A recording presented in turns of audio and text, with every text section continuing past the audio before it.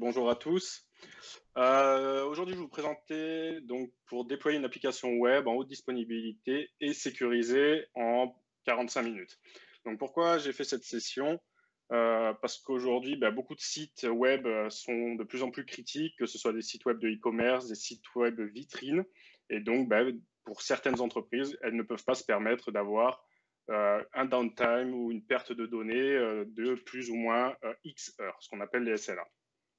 Donc au niveau de l'agenda, je vais rapidement me présenter et ensuite je vais évoquer chacun des produits que l'on verra durant cette session. Donc il y aura Azure Traffic Manager, Azure Application Gateway plus WAF pour la partie sécurisation, la partie Azure App Service pour déployer vos sites web, Azure Cosmos DB pour la partie base de données.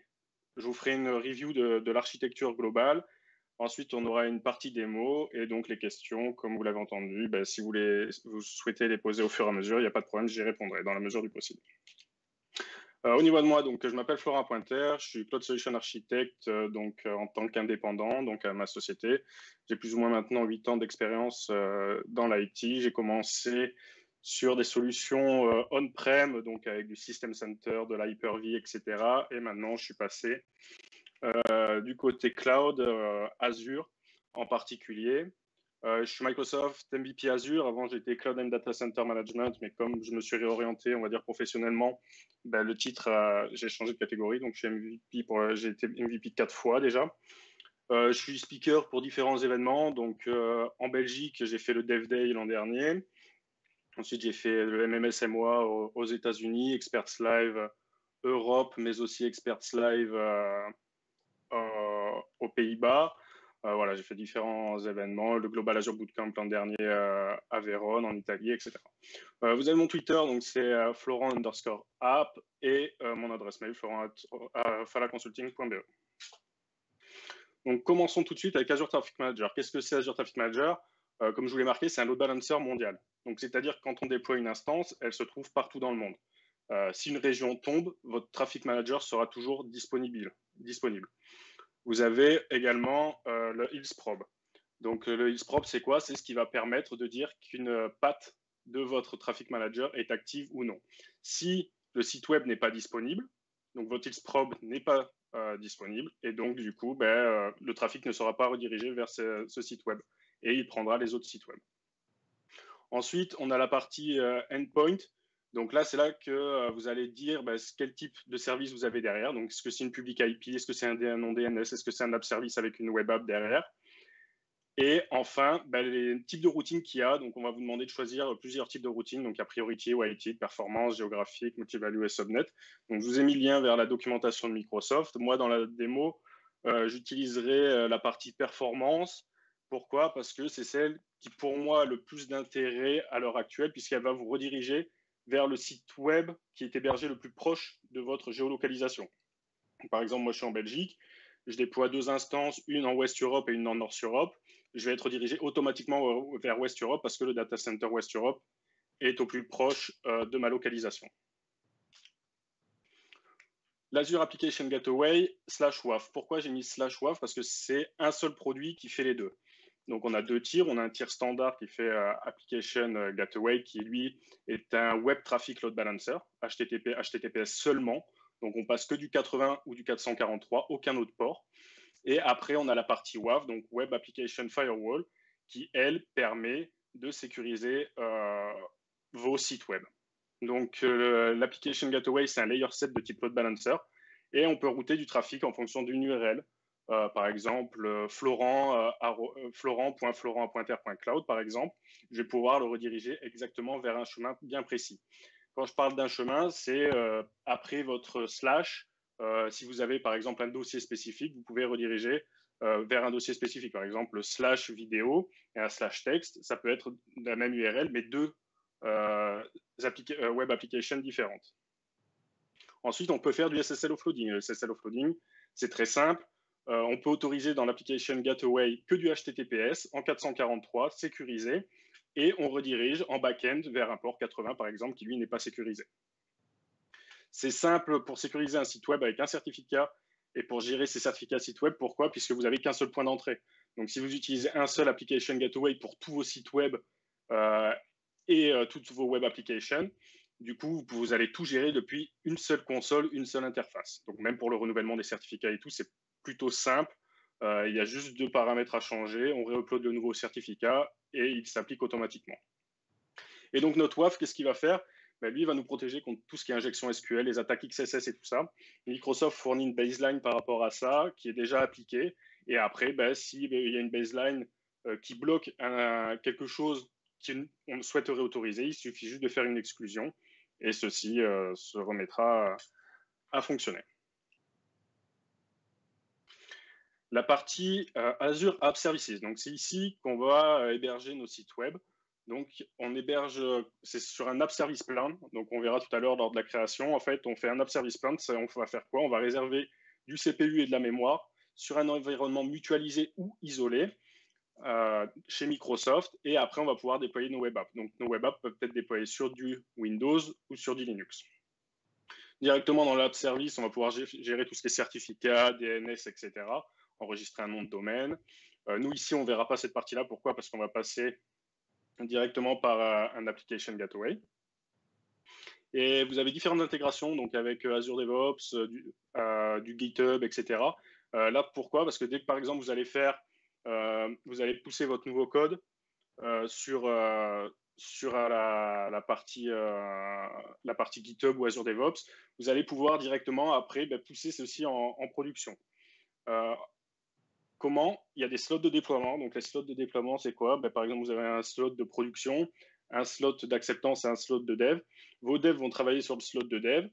Une fois qu'ils auront terminé de mettre à jour leur site web, etc., ils vont passer ce slot, ils vont juste faire un swap, en fait, juste en cliquant sur un bouton qui va passer en acceptance. Ils vont finir leur test en acceptance. Et si c'est validé, on a juste encore appuyé sur un bouton et on fait le changement directement en production sans repousser le code. Un app service, ça supporte plusieurs technologies comme ASP.NET, Java, Ruby, PHP, Python, etc. Donc, c'est les plus connus. Vous avez de l'autoscaling, ce qui veut dire que vous mettez des performances de base. Si votre site web arrive à saturation au niveau CPU RAM, il va automatiquement augmenter au niveau du nombre d'instances et ou au niveau de la taille qui est disponible. Et donc, comme je disais, on peut avoir des instances dédiées sur un app service. Donc là, Microsoft déploie pour vous une infrastructure. L'environnement est ségrégé au niveau sécurité, hein, donc vous n'aurez pas accès aux données d'autres clients et les autres non plus. Mais voilà, vous êtes tous sur le même environnement. Ici, j'ai pris l'exemple d'App Service, mais pour la partie Web App, on peut maintenant se tourner vers des solutions comme AKS, qui est Azure Kubernetes Services, qui lui vous permet de déployer aussi vos Web Apps de façon containerisée, on va dire. Et pour terminer, on a la partie base de données, donc qui est quand même un point important. Microsoft donc a rendu disponible Azure Cosmos DB. Donc c'est pour héberger vos bases de données avec des API de type SQL ou du MongoDB, Cassandra, Table ou etc. L'avantage c'est que c'est facilement élastique et du coup au niveau des performances aussi on peut augmenter, diminuer. On a une faible latence. Il n'y a pas de gestion de schéma ou d'index pour tous ceux qui connaissent les bases de données et ces problématiques. L'encryption est par défaut et le gros point fort ici, c'est que comme on a une faible latence, on a le read-write qui est disponible dans les 2 régions en même temps et avec un failover automatique en cas de problème. Donc ça veut dire que par exemple, vous avez 2 instances, une en West Europe et une en North Europe. Vous écrivez une donnée depuis North Europe, elle va être instantanément répliquée en West Europe. Donc les personnes qui accéderont en même temps en West Europe pourront elles aussi écrire en même temps. Il n'y aura pas de conflit à ce niveau-là. Si une des 2 régions tombe, votre web app va automatiquement se connecter sur l'autre instance qui est dans l'autre région. Donc, au niveau de l'architecture générale, ça donne quoi? Ici, on a un site web qui est azuredevday.community. Donc, un utilisateur essaie d'accéder à ce site web. Il accède, cet enregistrement DNS pointe vers un CNAME. Ce CNAME, c'est quoi? C'est le CNAME de notre Traffic Manager. Ensuite, notre Traffic Manager, lui, comme il est mondial, qu'est-ce qu'il va faire? Il va pointer en fonction de votre localisation vers la bonne région, donc en West Europe ou en North Europe. À l'intérieur, qu'est-ce qu'on a? On a un Application Gateway et un WAF. Donc ça, c'est toujours la première étape. Ensuite, lui, en fonction du chemin, il va rediriger vers un app service. donc qui contiendra votre web app, et votre web app, elle va se connecter à votre Cosmos DB qui contient les différentes données. Donc, à noter ici que tous les services qu'on va utiliser sont en pass. Donc, vous avez 3 modes. Vous avez le IaaS, où vous gérez tout de A à Z, sauf l'infrastructure physique. Vous avez la partie pass, où là, vous ne gérez pas la couche OS, donc l'operating system. Et enfin, vous avez la partie SaaS, où là, vous prenez votre application et vous l'utilisez directement. Avant d'attaquer la démo, juste un petit coup, l'infrastructure que j'ai fait ici, combien ça coûterait. Donc, on a un traffic manager en front, et on est plus ou moins à 50 centimes par million de requêtes. Ensuite, on a un app gateway plus WAF, donc on est à plus ou moins 280 € en médium sur 2 régions. Pourquoi sur 2 régions? Puisque là, dans notre architecture, on déploie une patte en West Europe et une patte en North Europe. J'ai pris un app service de type S1 qui est lui plus ou moins à 61,50 € fois 2 régions et une DB Cosmos, donc avec des performances qui sont à 100 RU par seconde, on est à plus ou moins 10 € fois 2 régions. Donc là, j'arrive à un total de plus ou moins 720 € par mois pour toutes les régions, pour plus ou moins 1 million de requêtes. Alors, on va attaquer maintenant avec la démo.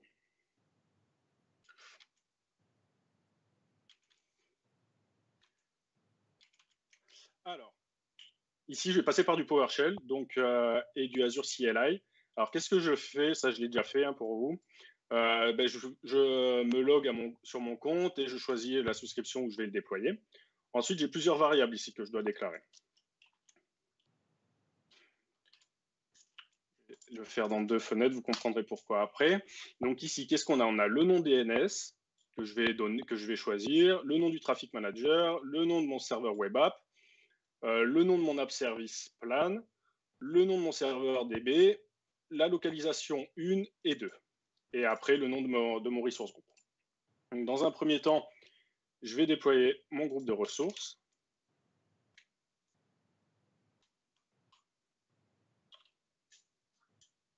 Voilà, donc ici, il a été déployé de façon correcte. On ira sur l'interface graphique après. Je lance juste la création, comme ça prend un petit peu de temps.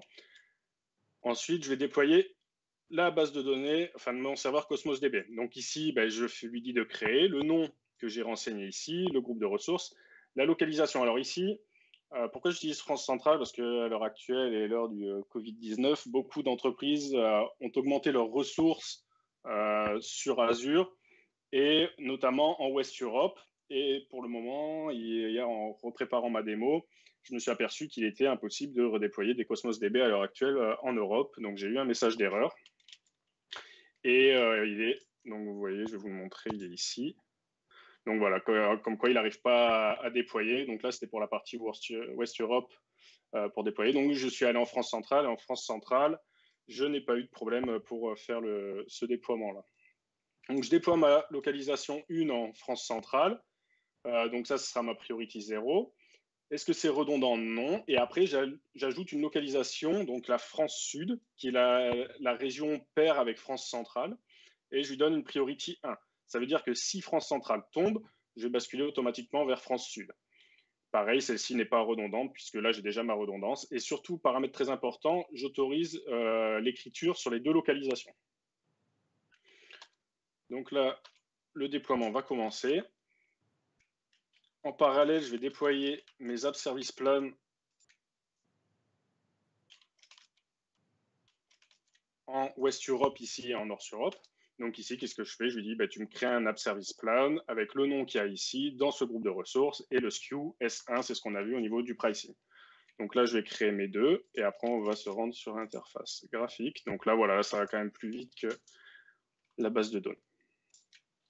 Donc ici, je suis sur mon interface Azure. Denis vous a montré un peu comment s'y retrouver.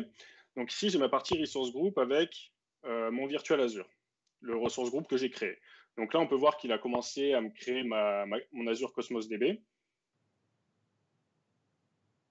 Je vais juste rafraîchir pour la partie App Service.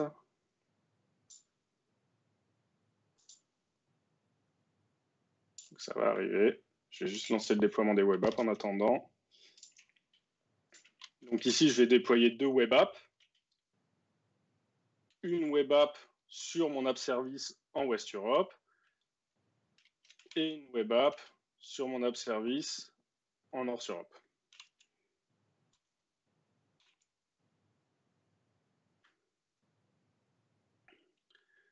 Donc, qu'est-ce qu'il va faire ici? Il va me déployer une web app avec un ou plusieurs slots directement vers la partie sur mon premier app service. Et là, je fais pareil sur la partie North Europe.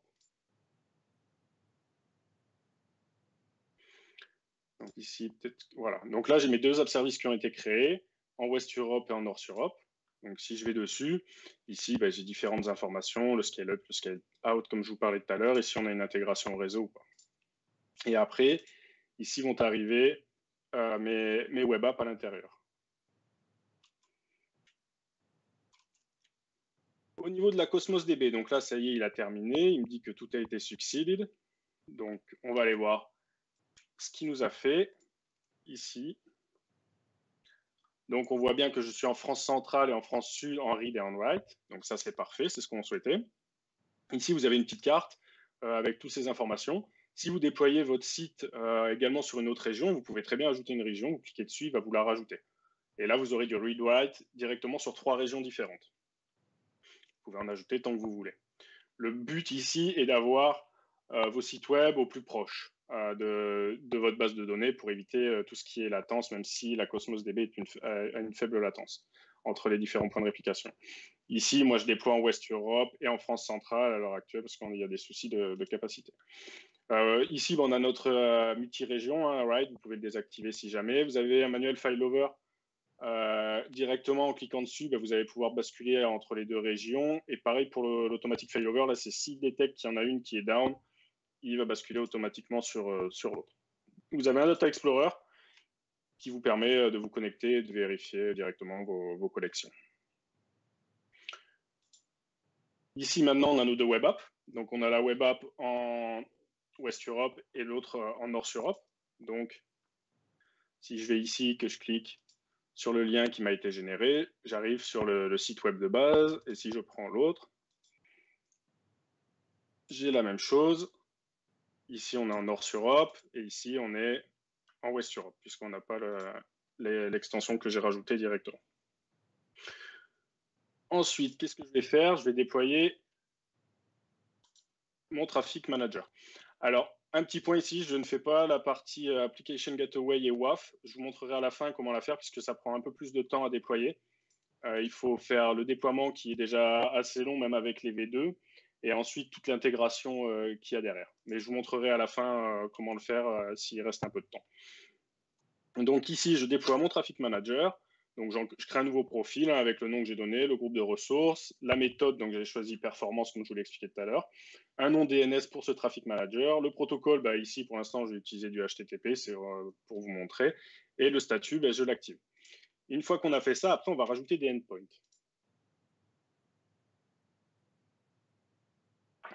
Un endpoint, c'est quoi? Typiquement, c'est un chemin vers votre site web. Donc, il m'a bien créé mon Traffic Manager. J'ajoute le premier endpoint. Donc là, je lui dis de créer un endpoint, le nom de mon web server, le nom que je vais lui donner, pardon. Donc là, je lui ai donné le nom de ma web app. Le Traffic Manager que j'ai utilisé, dans quel resource group. Le type, donc là, c'est un Azure Endpoint puisque ma web app est directement sur Azure. J'active cette web app. Et l'ID de ma ressource, en fait, qu'est-ce que je fais? Je récupère juste le nom de ma web app que j'ai déployé tout à l'heure, donc via ce paramètre. Comme ça, je n'ai pas besoin d'avoir des paramètres en fixe, il va directement récupérer les valeurs et l'appliquer.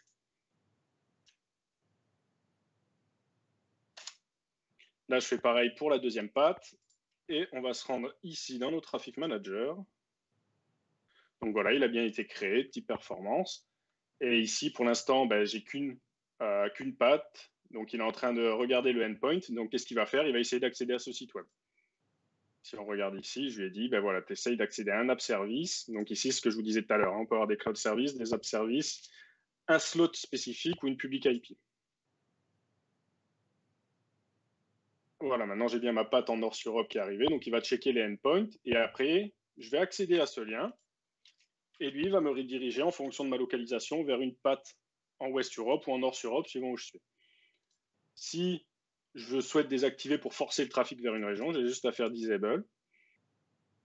Et qu'est-ce qu'il va faire? Il va passer ce statut en Disabled, et moi, je vais passer directement en West Europe. En North Europe, pardon. Du coup, je vais sur l'autre région. Donc, pour faire ça, on va faire un petit test maintenant. Je vais déployer... alors, c'est To-Do. Donc, ça, c'est une application qui est disponible sur le site de Microsoft qui permet de tester la partie Cosmos DB. Donc, ici, on n'a qu'une seule chose à faire, c'est on a un JSON app settings qui contient 2 paramètres, en fait. Le compte, le nom du compte et la clé. Donc, vous avez 2 moyens de récupérer ceci. Soit vous allez dans votre Azure Cosmos DB directement ici dans la partie keys et vous récupérez les valeurs.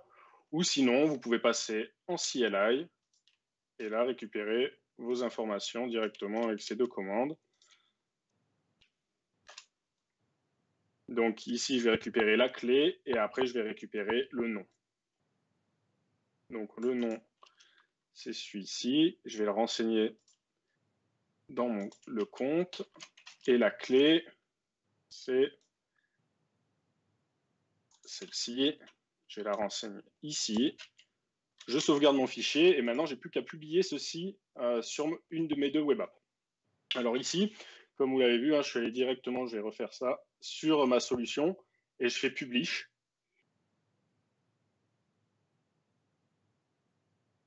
Ici, il vous ouvre une page cible.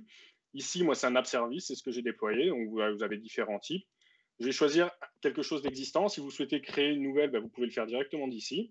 Et là, je fais créer profile. Donc, vous vous authentifiez avec votre compte. Vous choisissez votre souscription, le groupe de ressources. Et après, il va tout vous afficher. Donc, si vous choisissez ici Resource Type, moi, c'est des web apps. Et si je choisis un groupe de ressources spécifiques, ici. Ici, j'ai mes 2 web apps que j'ai créées tout à l'heure et les deployment slots, j'en ai pas créé. Donc ici, ça sera dans le premier et le seul et unique deployment slot. Vous cliquez sur OK. Une fois que vous avez fait ça, vous cliquez juste sur Publish. Et là, qu'est-ce qu'il va faire? Il va compiler votre projet et il va tout uploader directement vers votre site web, sans que vous ayez à passer par un serveur FTP ou quelque chose comme ça. Donc si je vais ici sur mon app service, je vais vous montrer l'app service. Donc tout à l'heure, je vous parlais de tout ce qui était configuration. Là, il y a toute la partie configuration. Donc comme c'est un serveur IIS derrière, ici, comme je suis sur la partie Windows, vous avez toute votre partie configuration qui peut être appliquée ici. La partie authentification, c'est si vous souhaitez typiquement insérer une authentification de type Azure AD directement depuis ici.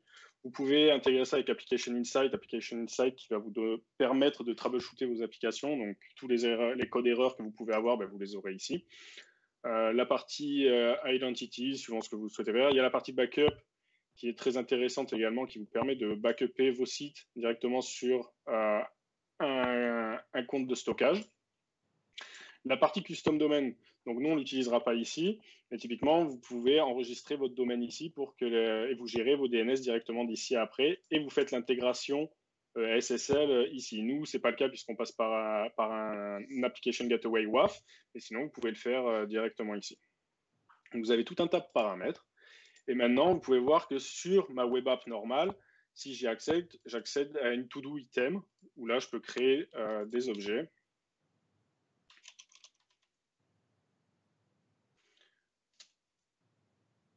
Et là, je peux voir les détails, en ajouter, etc. En ajouter un deuxième.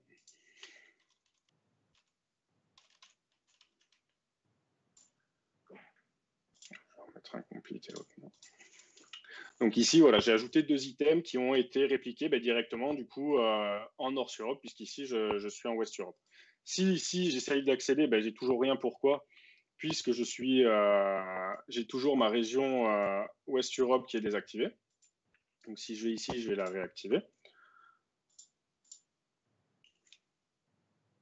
Et le temps que le changement se fasse, donc dès qu'il aura fini de faire son update,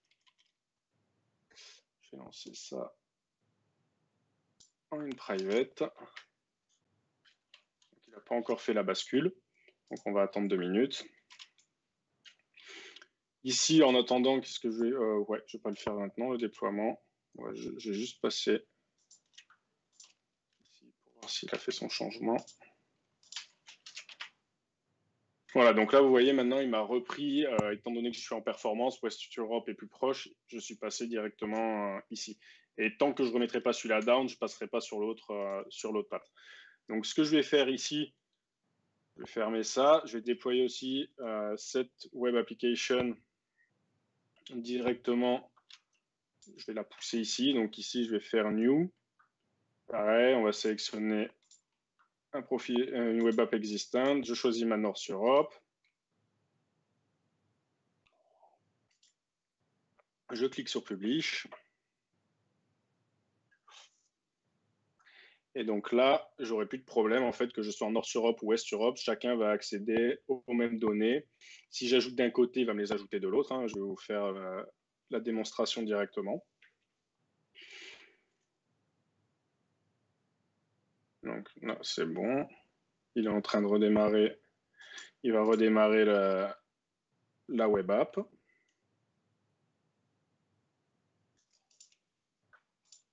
Et donc là, voilà. Donc là, je suis bien en North Europe. Vous voyez, j'accède bien à ces données-là. Donc là, je vais mettre par exemple North Europe. Donc là, je l'ai ajouté ici. Si je rafraîchis ici, je l'ai directement. Donc, ce que je vais faire maintenant, on va se connecter directement au compte Cosmos DB. Donc ici, je vais avoir besoin d'une connection string pour me connecter. Donc, je vais récupérer cette connection string directement sur mon Cosmos DB. Si je vais aller ici, la connection string, elle est ici. Je la copie. Je la colle ici. Ici, il me récupère directement le nom. Dans cette connection string, j'ai quoi? J'ai le nom et la clé pour me connecter. Donc là, je vais me connecter. Et là, ici, on voit qu'on a une partie item qui a été créée avec à l'intérieur des documents. Donc là, c'est les 3 items que j'ai créés. Si on regarde à quoi ça ressemble, dedans, c'est un JSON qui est stocké. Donc c'est un fichier plat. Si j'ajoute un nouveau document, je vais juste avoir à changer l'ID, parce que sinon, je vais avoir un conflit. Azure. Donc ça, c'est l'Azure Storage Explorer. Hein. Denis vous en a parlé également tout à l'heure. Voilà, on va changer la valeur. False. Et là, je vais faire Save. Et directement, si je vais ici maintenant et que je rafraîchis, vous voyez que ma donnée a été ajoutée directement dans mon compte Cosmos DB. Si j'ai du coup un app service qui vient à tomber, hein, si j'en éteins un par exemple, si ça veut bien charger, si j'éteins celui de West Europe, qu'est-ce que va faire mon traffic manager en fait? Lui, il va se rendre compte qu'il y en a un, voilà, monitor status stop. Donc, vous voyez, c'est quasi instantané. Donc, lui, qu'est-ce qui s'est passé ici? C'est qu'il a détecté que son else probe, en fait, le site web en lui-même, n'était plus accessible. Donc, si j'essaye d'accéder ici, vous voyez, j'ai un service unavailable. Donc là, c'est vraiment le temps qu'il se mette à jour au niveau réplication. Après, j'ai peut-être également le cache. On va essayer directement en private. Voilà, donc ici, il m'a marqué voilà, que la web app sur laquelle j'essayais d'accéder est stoppée. Donc, vous voyez, ce n'est pas 100% disponible. Au niveau base de données, ça sera 100% disponible, vous ne perdrez rien. Au niveau web app, c'est le temps que le changement des DNS s'applique. Donc, ça dépend ici le temps de réaction de vos DNS, où ils sont stockés et tout ça. Donc, ici, c'est toujours bon. Ici, j'ai toujours ça pour le moment. Du coup, je vais vous parler de l'application Gateway. Alors, au niveau Traffic Manager, comment ça se passe ici? Si vous avez, du coup, ici, vous aurez deux application Gateway, hein, un West Europe et un North Europe. Et ici, en fait, ça sera une public IP adresse. Pourquoi? Parce que on se situe sur Azure. Alors, si vous êtes à l'externe, hein, si vous voulez rediriger votre site web vers par exemple, quelque chose qui est on-prem, hein, c'est tout à fait possible d'utiliser un traffic manager avec un endpoint qui est on-prem sur 2 data centers, par exemple. Et si vous avez un site-to-site VPN, il suffit juste de donner la bonne IP, la localisation, plus ou moins où vous êtes, et ça fonctionnera. Ici, moi, je suis sur Azure. Donc, je vais lui dire que c'est une public IP adresse parce que le type Application Gateway n'est pas disponible ici. Donc ici, vous choisissez votre ressource. Donc là, Virtual Azure, je vais vous montrer, c'est un Application Gateway que j'avais déployé auparavant. Vous mettez OK et il va vous l'ajouter dans la liste. Donc voilà, il l'a ajouté, il va checker le endpoint. Bon, forcément, il ne va rien trouver puisque ceci est down. Ici, normalement, il aurait dû faire le changement déjà. Pas encore. Donc, par contre, ce que vous pouvez faire, si jamais, vous pouvez le désactiver, ça ira plus vite. Ici, au niveau de mon Application Gateway, donc j'en ai créé un Virtual Azure. Je vais revenir après dessus. Je vais vous montrer comment en créer un. Donc ici, vous allez sur Application Gateway, vous faites Add, vous choisissez la souscription ainsi que le resource group, le nom. Donc, je vais lui donner un nom. Une localisation, donc là, je vais le mettre en Nord sur Europe. Alors, le type, donc vous avez la première génération. Maintenant, directement, c'est la V2 qui est choisie. Pourquoi? C'est surtout les temps de déploiement qui sont beaucoup plus rapides. Quand vous faites une modification, c'est quasi instantané au niveau de l'application gateway, alors qu'avant, il fallait plusieurs minutes avant qu'elle soit appliquée. Donc ici, moi, je vais choisir du WAF. Vous avez une partie auto-scaling. Donc, si vous en utilisez un, par exemple, pour tous vos sites web, que ce soit dev, acceptance, prod, tous vos sites web qui sont sur Azure, l'idéal, ce serait d'avoir de l'autoscaling. Pourquoi? Parce que vous allez prendre le minimum. Vous allez, par exemple, mettre tout le temps, je veux tout le temps 2 instances, mais vous allez pouvoir monter jusqu'à 10 pour avoir des meilleures performances. Donc, moi, ici, je vais mettre 1 puisque je suis en POC. Le statut du WAF, donc je vais l'activer. Et après, vous avez 2 modes, détection ou prévention. Détection, il va juste loguer les informations. Prévention, il va bloquer. Donc, ça dépend ce que vous souhaitez faire. Prévention, il faut savoir que ça peut bloquer vos applications, mais ça peut aussi vous sauver la vie si vous subissez une attaque. Les availability zones, si jamais vous voulez être sur plusieurs zones sur une région, et si vous souhaitez avoir HTTP2. Au niveau réseau virtuel, donc il faut le lier à un réseau virtuel. Donc là, je vais l'appeler North Europe pour aller vite. Ensuite, il vous faut une public IP. Donc ici, j'en ai pas de disponible. Je vais en créer une que je vais appeler North Europe. Et on va passer à la partie back-end. Donc c'est là que ça devient intéressant. Donc la partie back-end, c'est quoi?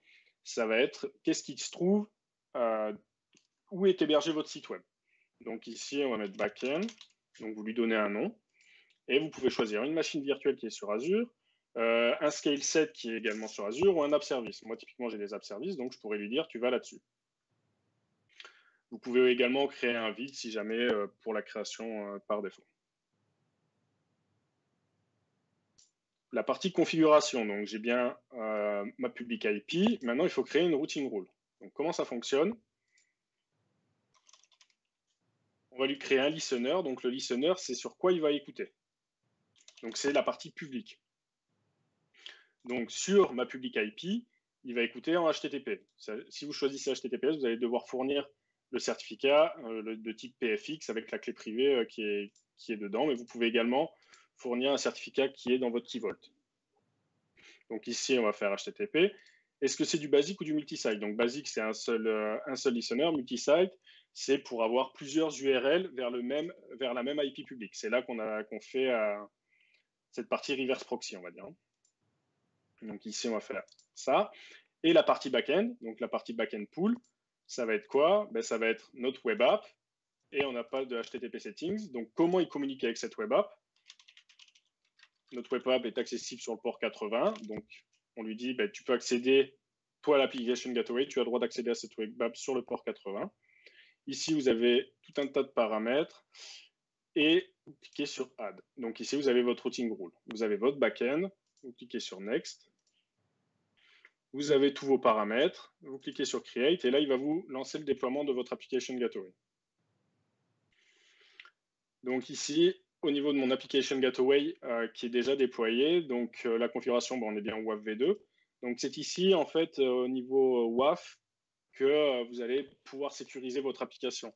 Par défaut, vous voyez qu'il disable toute la partie OWASP. Donc là, si j'active, par défaut, il va bloquer tout ça.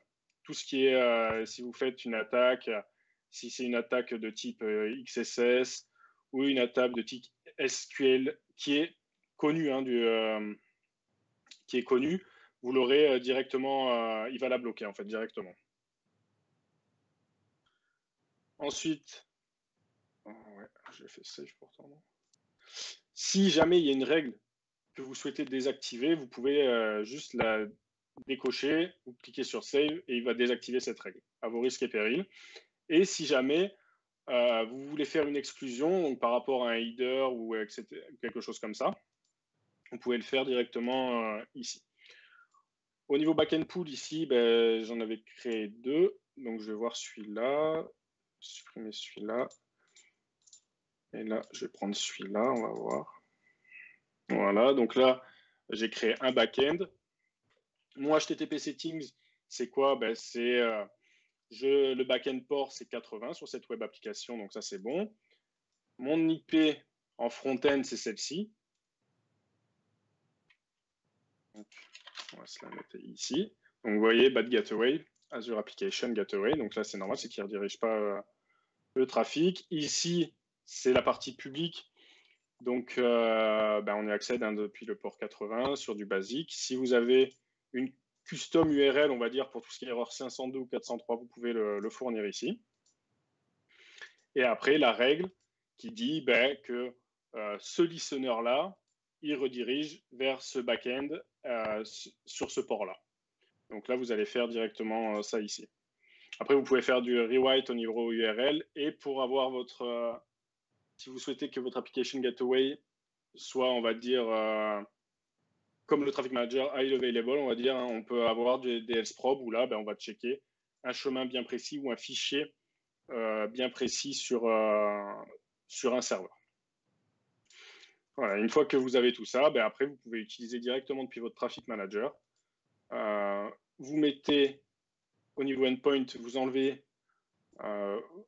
vos endpoints qui pointent vers les web apps et vous redirigez seulement vers la partie application gateway. Donc là, dégradé, pourquoi? Parce que pour lui, derrière, il n'y avait rien.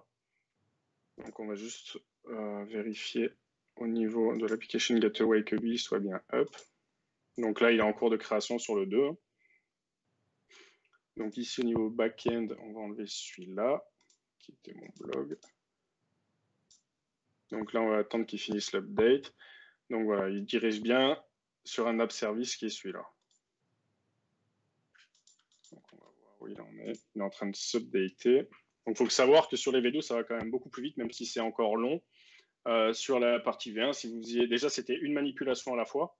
Donc si vous vouliez faire plusieurs modifications là ici en même temps, vous deviez attendre à chaque fois. Et en fait, vous faisiez une modification, ensuite vous mettez l'autre modification que vous avez appliquée sur sauvegarder dans la queue et ainsi de suite en fait. Donc c'était assez long. Celui-là, on va le fermer. Ici, il est toujours, je sais pas, ça doit être mon cache, c'est pas possible. Bon.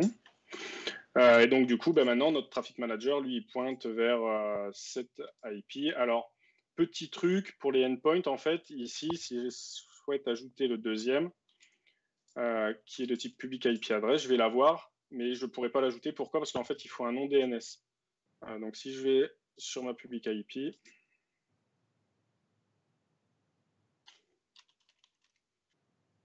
ma public IP adresse, qui est celle-ci.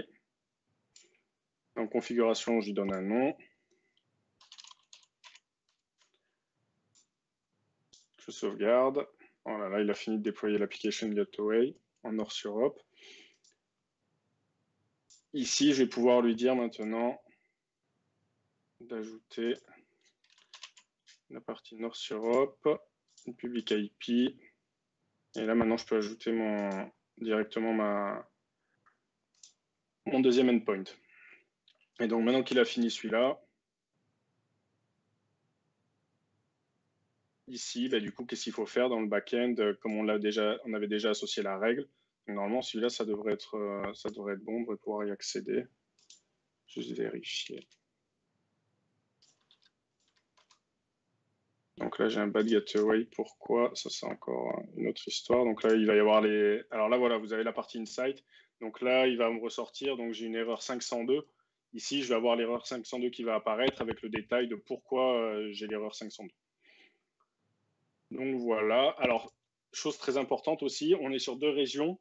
Quand vous faites une modification d'un côté, n'oubliez pas de le faire de l'autre. Parce que si, par exemple, ici, tout le monde va vous dire « Ouais, ça ne marche pas en West Europe et tout ça », ah, voilà, bah là, il m'a marqué le message d'erreur. Il m'a dit que voilà, l'application gateway, le backend, la partie backend ne répond pas en fait. C'est pour ça que j'ai l'erreur 502. Je ne sais pas si ici, je vais regarder. Ah bah elle était stoppée en fait. C'est pour ça qu'il n'arrivait pas à y accéder. Puis ça va arriver. Donc c'est pour ça qu'il n'arrivait pas parce que je n'avais pas remis en route ma web app. Donc ici, du coup, ça va revenir. Typiquement, ici, sur la partie WAF, on a activé les rules. Donc les gens vont dire, ouais, en West Europe, ça marche pas et tout ça, mais en North Europe, ça marche. Bien vérifier quand même, ici, on ne l'a pas activé. Donc, donc, dès que vous faites une modification en West Europe, il faut vraiment penser à la faire en North Europe, donc dans la 2e région, quoi. Sinon, bah, vous aurez forcément, s'il y a un failover, soit vous aurez des problèmes, soit il y aura plus de fonctionnalités, soit vous ne serez pas protégé, etc. Donc c'est vraiment le point. Dès que vous faites un changement d'un côté, vous le faites également de l'autre en même temps. Voilà, Olivier, Maud, je ne sais pas s'il y a des questions.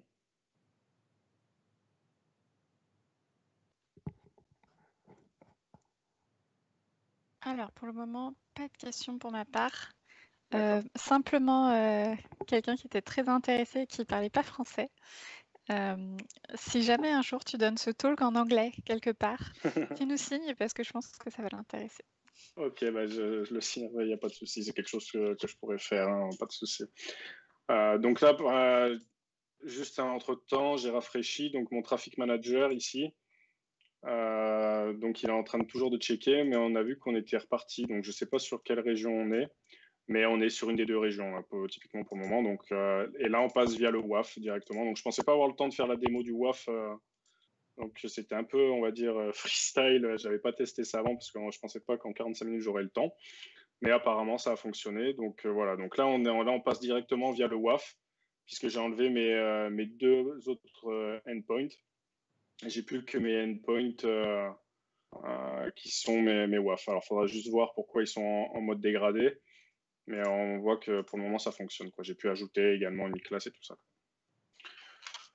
Voilà, je vais revenir sur les slides. Donc, c'est juste s'il y avait des questions, mais si on n'a pas, tant mieux. Je vois une question. Ah, oui. Donc, il y a Yannick qui demande « Est-ce que l'ARM template n'est pas recommandable en lieu et place des commandes AZ ou PowerShell ?» Alors, ça, c'est l'éternel débat. Parce que alors moi personnellement je suis pas fan développement ARM template et tout ça. Il y avait quand même encore beaucoup de limitations par le passé, notamment le cross déploiement sur plusieurs groupes de ressources en même temps via le ARM template. Maintenant c'est possible, mais c'est encore compliqué. Sinon il y a Terraform que j'ai pas mal utilisé et qui est vraiment bien pour ce genre de déploiement. Maintenant c'est vrai que je suis revenu faut CLI et PowerShell en même temps. Pour tout ce qui est automatisation, quoi. Mais après, voilà, c'est toujours une question de qui préfère quoi. Je sais qu'il y en a qui préfèrent les ARM templates, d'autres Terraform, d'autres le CLI. C'est vraiment le feeling et la mentalité, on va dire, de la société, comment ils veulent travailler.